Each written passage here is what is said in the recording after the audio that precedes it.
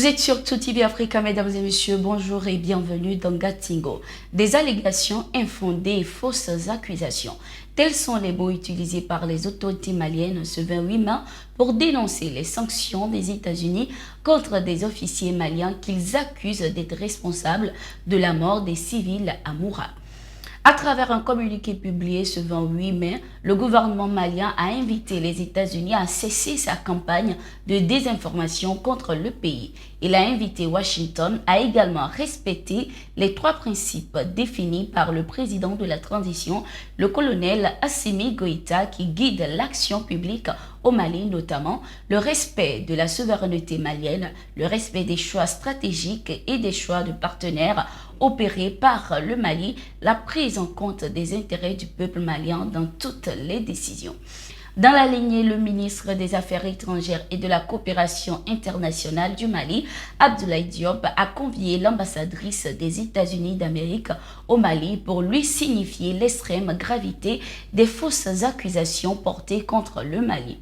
Quelques heures après le communiqué, les réactions sortent de partout pour louer cette sortie des autorités maliennes. Je vous propose un extrait de la réaction de l'universitaire Franklin Nyamsiwa, Cameroun. Les États-Unis ont marqué l'histoire par l'usage de la guerre comme un instrument d'ajustement de leurs intérêts. La guerre est leur méthodologie d'acquisition des richesses de la planète. La guerre est leur méthodologie d'affirmation de leur leadership. D'ailleurs, les stratèges américains sont allés dans les années 80 jusqu'à produire la notion du preventive war. Qu'est-ce que c'est que le preventive war, la guerre préventive?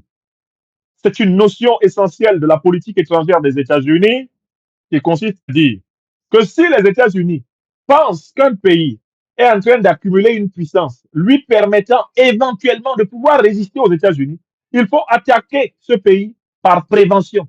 C'est-à-dire qu'avant que ce pays n'ait même eu l'intention d'attaquer les États-Unis se réservent le droit d'attaquer ce pays et de l'empêcher de devenir une puissance. Voilà le sens de la doctrine de la guerre préventive, preventive war, qui préside à la politique internationale des États-Unis et qui est le fondement de leurs agressions délibérées contre des pays qui ne leur ont rien fait. Ils ont attaqué l'Irak, ils ont attaqué l'Afghanistan, ils ont attaqué la Serbie, ils ont attaqué la Libye, ils ont attaqué le Venezuela, ils ont attaqué Cuba, ils ont attaqué l'Iran, ils ont attaqué la Somalie. Ils veulent attaquer le Mali sur la base de leur doctrine de preventive war. Le Mali dit, on vous voit venir. Le Mali leur dit, on vous connaît. D'autant plus que, actuellement, les terroristes qui ensanglantent le Mali et tout le Sahel, ils ont été renforcés par vous. C'est vous qui avez attaqué la Libye, tué Kadhafi, avez surarmé les terroristes pour qu'ils nous attaquent. Nous le savons à Bamako. Et nous le disons. Il ne faut pas que vous pensiez que nous ne savons pas que derrière les terroristes se trouvent les impérialistes. Et que le terrorisme n'est rien d'autre que l'avant-garde de l'impérialisme. Je reprends une deuxième fois. Il ne faut pas que vous doutiez que l'Afrique sait que le terrorisme qui l'ensanglante actuellement n'est rien d'autre que l'avant-garde de l'impérialisme qui l'ensanglante depuis plus de 600 ans. Une troisième fois, l'Afrique éveillée sait que le terrorisme qui l'ensanglante actuellement, du nord au sud, de l'est à l'ouest, en passant par le centre, n'est rien d'autre que l'avant-garde de l'impérialisme qui l'ensanglante depuis 600 ans. C'est l'impérialisme négrier, c'est l'impérialisme colonial, c'est l'impérialisme néocolonial qui est derrière le terrorisme de l'Afrique contemporaine. Et voilà pourquoi le paragraphe suivant appelle les États-Unis à respecter les principes de l'autonomie malienne. Les 3 principes, la trilogie sacrée de la gouvernance du Mali Koura. Respect de la souveraineté malienne, respect des choix stratégiques. On a le droit de se mettre avec les Russes et les Chinois. Que ça vous plaise ou pas, on a le droit de se mettre avec qui on veut. On n'a aucune espèce d'obligation en Afrique de s'allier avec des puissances de l'OTAN qui nous ont bombardés, qui ont assassiné le guide de la Libye, Muammar el-Kadhafi. Au Sénégal, ce 29 mai 2023, des affrontements ont éclaté entre les forces de l'ordre et les partisans de l'opposant Ousmane Sonko après sa disparition la veille. Selon les informations, l'opposant a été ramené manu militari par les forces de l'ordre lors de la manifestation dénommée Convoi de liberté. Habituellement très présent sur les réseaux sociaux, Ousmane Sonko ne s'était plus exprimé et n'a donné aucun signe de vie depuis son interpellation. Ces jeunes, inquiets de son sort, ont manifesté pour amener le gouvernement sénégalais à le libérer. Ces groupes de jeunes ont attaqué à coups de pierre les forces de sécurité déployées en nombre dans les environs de Keur Gorgui où vit Ousmane Sonko. Ils ont aussi brûlé des pneus sur un des principaux axes de la capitale et dressé des barrages de fortune dans des rues.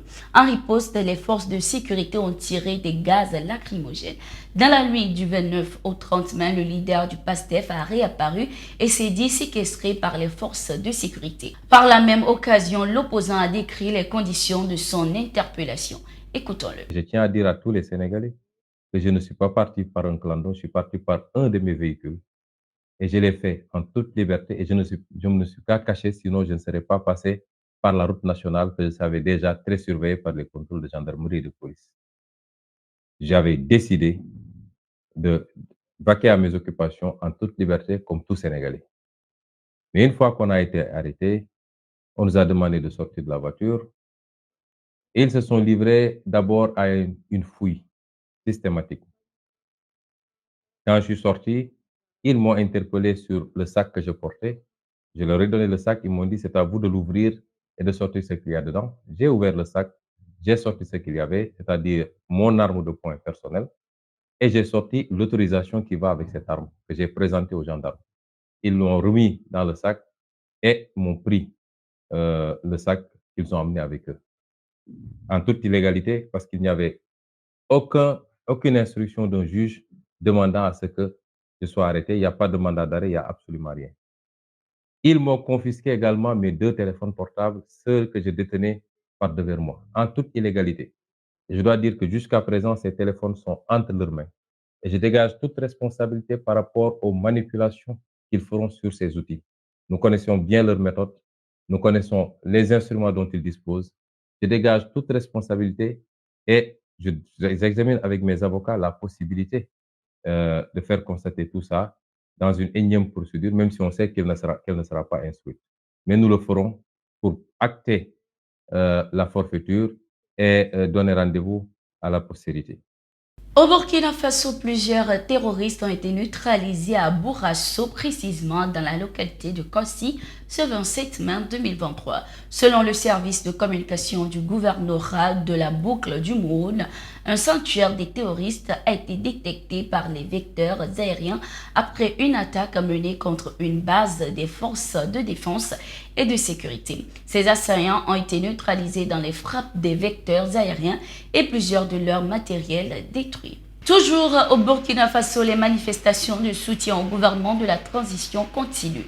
Ce 28 mai 2023, c'est au tour des organisations de la société civile de Oro-Dara réunies au sein d'une coordination provinciale de manifester leur soutien au président de la transition dans sa stratégie de reconquête du territoire national. Les différents intervenants se sont réjouis de la forte mobilisation autour de la manifestation et ont invité la jeunesse de Kénédougou à rester mobilisée et soudée pour soutenir les actions du gouvernement. Ils ont également manifesté leur vœu de voir le Burkina Faso retrouver sa quiétude d'antan. Le haut-commissaire de la province du Kénédougou, Saïdou Sakira, également présent, a remercié ces manifestants pour la marche pacifique et les a rassurés de transmettre leur message à qui de droit.